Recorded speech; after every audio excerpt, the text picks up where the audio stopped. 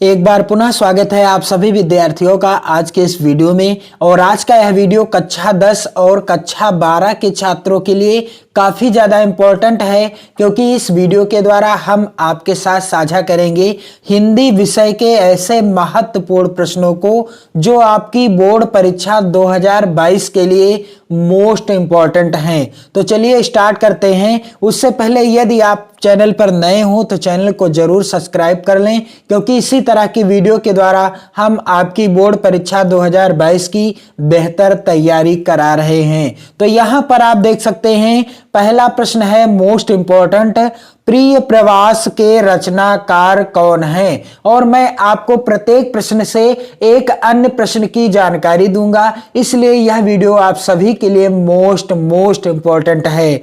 प्रिय प्रवास के रचनाकार कौन है? पहला विकल्प है मैथिली शरण गुप्त, दूसरा विकल्प है हरिऔध। हरिऔध का पूरा नाम क्या था? हरिऔध का पूरा नाम क्या था? यहां पर मैं आपको लिखकर बता रहा हूं, अयोध्या सिंह उपाध्याय, अयोध्या सिंह उपाध्याय और हरिऔध, अयोध्या सिंह उपाध्याय हरिऔध। हरिऔध जी का पूरा नाम क्या था? अयोध्या सिंह उपाध्याय हरिऔध। आप ध्यान दीजिएगा। और अगला जो विकल्प है तीसरा, भारतेंदु हरिश्चंद्र। चौथा विकल्प है रामधारी सिंह दिनकर। तो इस प्रश्न का सही उत्तर क्या हो जाएगा? प्रिय प्रवास के रचनाकार कौन है? अयोध्या सिंह उपाध्याय हरिऔध। दूसरा विकल्प सही है, अयोध्या सिंह उपाध्याय हरिऔध जी प्रिय प्रवास के रचनाकार हैं। और एक जानकारी मैं और दूंगा इस प्रश्न के माध्यम से आपको कि वैदेही वनवास, अगला जो प्रश्न पूछा जाता है वैदेही वनवास,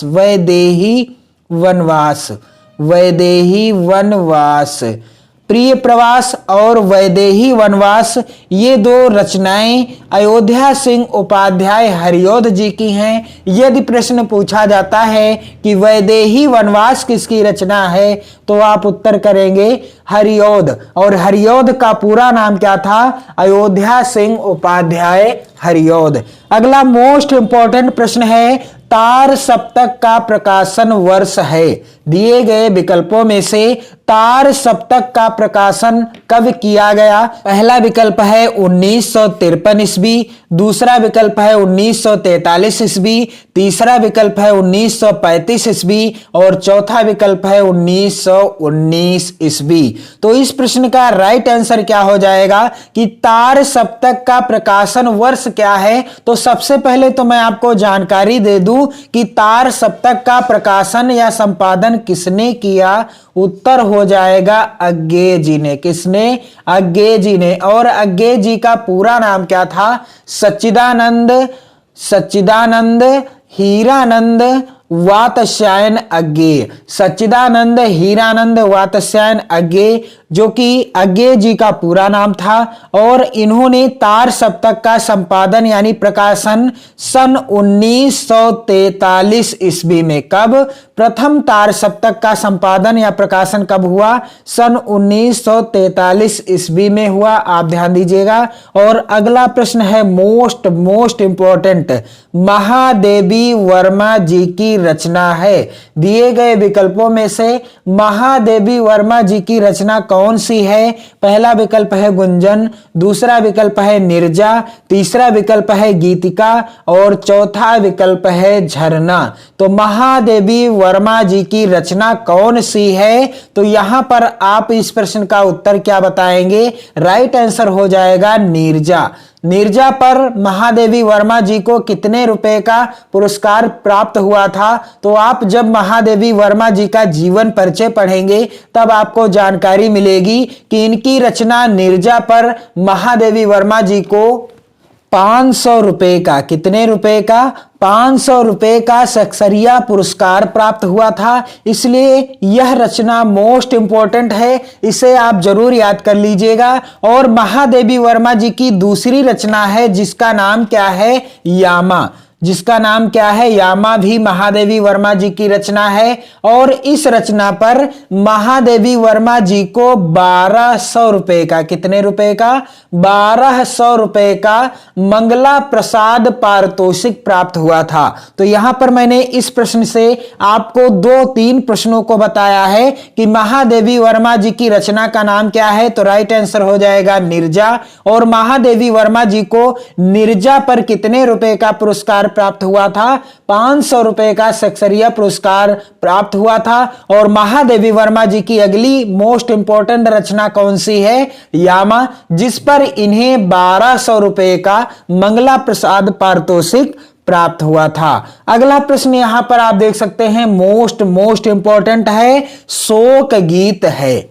शोक गीत है। दिए गए विकल्पों में से कौन सी रचना है जिसे शोक गीत कहा गया है, और यह शोक गीत किसके द्वारा रचित किया गया है, यानी किसने लिखा है। तो पहला विकल्प है राम की शक्ति पूजा, दूसरा विकल्प है मौन निमंत्रण, तीसरा विकल्प है सरोज स्मृति, और चौथा विकल्प है अंधेरे में।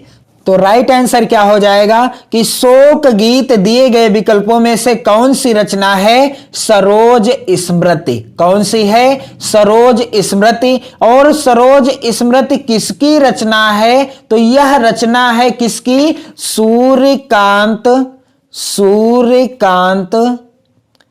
त्रिपाठी निराला, सूर्यकांत त्रिपाठी निराला जी की रचना है। आप ध्यान दीजिएगा, सूर्यकांत त्रिपाठी निराला जी की रचना है सरोज स्मृति, जो कि शोक गीत है। कैसा, शोक गीत है। और यह मोस्ट इंपॉर्टेंट है 2022 बोर्ड परीक्षा के लिए भी। अगला मोस्ट इंपॉर्टेंट प्रश्न है, यहां पर आप देख सकते हैं, कुरुक्षेत्र के रचनाकार हैं।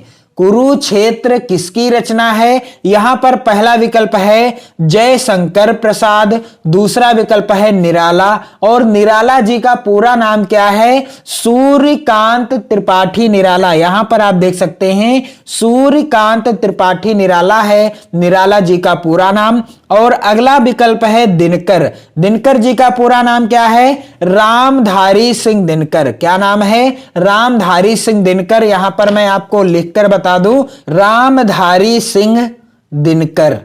दिनकर जी का पूरा नाम है रामधारी सिंह दिनकर। और अगला विकल्प है शमशेर बहादुर सिंह। तो कुरुक्षेत्र के रचनाकार कौन हैं, दिए गए विकल्पों में से रामधारी सिंह दिनकर जी की रचना है कौन सी, कुरुक्षेत्र। किसकी रचना है, रामधारी सिंह दिनकर जी की रचना है। राइट आंसर क्या हो जाएगा, रामधारी सिंह दिनकर। अगला जो है प्रश्न है मोस्ट इंपॉर्टेंट, रामचरितमानस में कुल कांडों की संख्या है।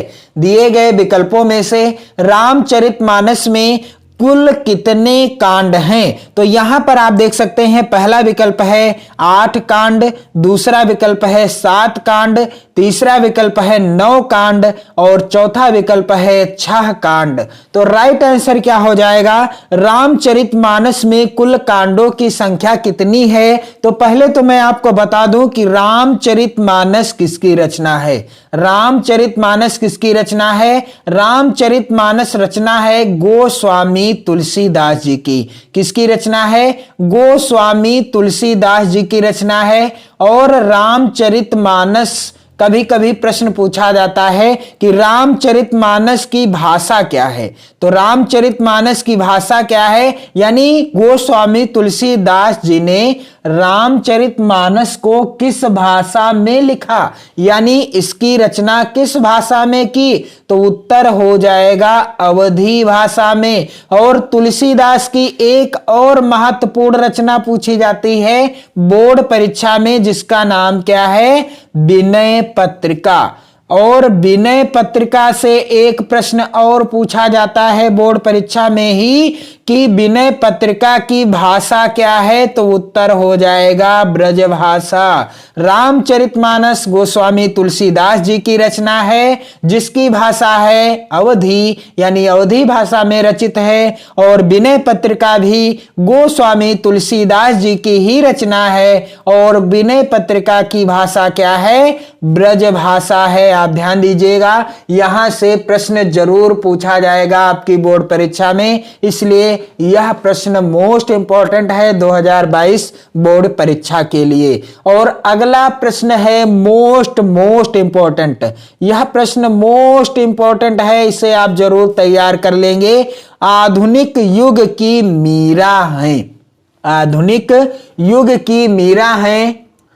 तो यहां पर आप देख सकते हैं विकल्प कुछ इस प्रकार से हैं। पहला विकल्प है महादेवी वर्मा, दूसरा विकल्प है सुभद्रा कुमारी चौहान, तीसरा विकल्प है सुमित्रा कुमारी सिन्हा और चौथा विकल्प है इनमें से कोई नहीं। और मैं आपको एक विकल्प और बता देता हूं ताकि आपको एक जानकारी यहां से इस प्रश्न के माध्यम से दे सकूं। अगला विकल्प मीराबाई, अगला विकल्प क्या है? मीराबाई। उदाहरण के लिए यह विकल्प भी यदि दिया हो आपकी बोर्ड परीक्षा में, तब आप किसे चुनेंगे? पहला विकल्प महादेवी वर्मा, दूसरा विकल्प सुभद्रा कुमारी चौहान, तीसरा विकल्प सुमित्रा कुमारी सिन्हा, चौथा विकल्प मीराबाई और पांचवा विकल्प हो जाएगा इनमें से कोई नहीं। तो राइट आंसर आप किसे चुनेंगे? तो ज्यादातर आपको कंफ्यूजन हो सकती है कि आधुनिक युग की मीरा हैं,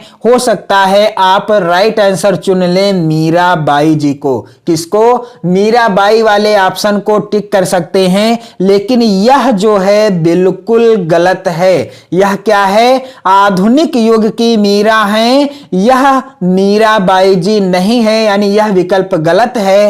राइट आंसर क्या है? आधुनिक युग की मीरा हैं महादेवी वर्मा जी। राइट आंसर क्या हो जाएगा? आधुनिक युग की मीरा हैं महादेवी वर्मा जी। यदि विकल्प में, यानी जो प्रश्न आपकी परीक्षा में पूछा जाए, यदि विकल्प में मीराबाई भी दिया हो, तब आप मीराबाई को नहीं टिक करेंगे, यानी यह ऑप्शन सही नहीं होगा। सही ऑप्शन कौन सा होगा? महादेवी वर्मा वाला ही ऑप्शन सही होगा। आप ध्यान दीजिएगा, आधुनिक युग की मीरा हैं कौन? महादेवी वर्मा जी हैं, और यही इस प्रश्न का उत्तर है। और महादेवी वर्मा जी से संबंधित रचनाओं के नाम मैं यहां पर आपको बता दूं। निहार, निहार, रश्मि, रश्मि, निर्जा, यामा।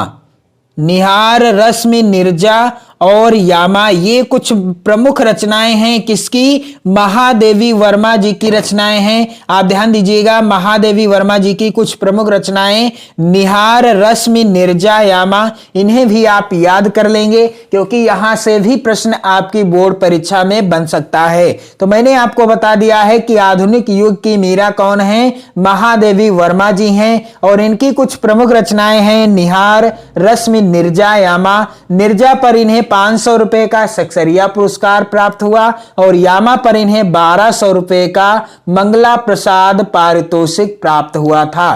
तो इस वीडियो में मैंने जितने भी प्रश्न बताए हैं ये सभी मोस्ट इंपॉर्टेंट हैं 2022 बोर्ड परीक्षा के लिए। आप इन प्रश्नों को जरूर नोट कर लीजिए और इस वीडियो को अपने मित्रों में, अपने इष्ट मित्रों में, अपने सहपाठियों में जरूर शेयर करें। अपनी पढ़ाई को अब आप करना स्टार्ट कर दें, क्योंकि जैसे ही आपके विद्यालय खुलेंगे, जैसे ही आपके विद्यालय खुलेंगे, आपकी प्री बोर्ड, कौन सी? आपकी प्री बोर्ड की परीक्षाएं होनी है।